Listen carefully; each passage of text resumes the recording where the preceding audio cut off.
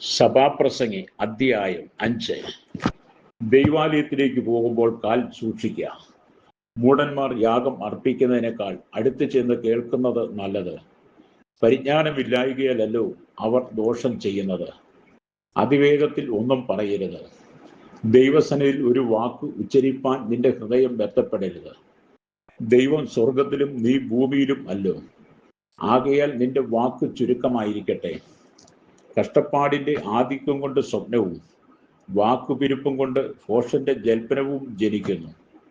ദൈവത്തിന് നേർച്ച നേർന്നാൽ കഴിപ്പാൻ താമസിക്കരുത്. മൂഢന്മാരിൽ അവന് പ്രസാദമില്ല. നീ നേർന്നത് കഴിക്കുക.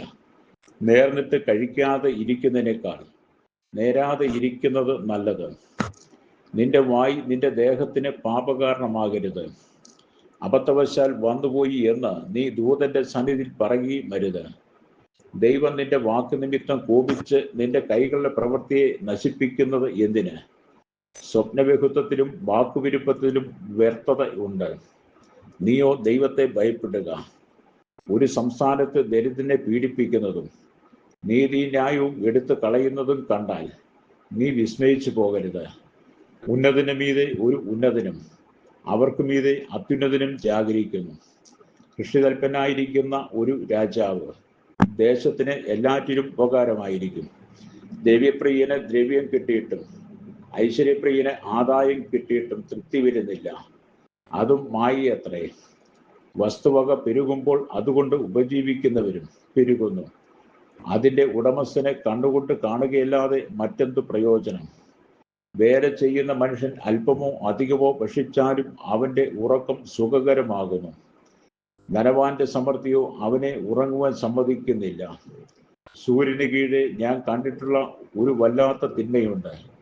ഉടമസ്ഥൻ തനിക്ക് അനർത്ഥത്തിനായിട്ട് സൂക്ഷിച്ചു വെക്കുന്ന സമ്പത്ത് തന്നെ. ആ സമ്പത്ത് നിർഭാഗ്യവശാൽ നശിച്ചു പോകുന്നു. അവന് ഒരു മകൻ ജനിച്ചാൽ അവൻ്റെ കയ്യിൽ ഒന്നും ഉണ്ടാകുകയില്ല.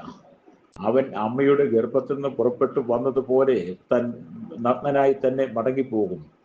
തൻ്റെ പ്രയത്നത്തിൻ്റെ ഫലമായിട്ട് അവൻ കയ്യിൽ ഒരു വസ്തുവും കൊണ്ടുപോകുകയില്ല.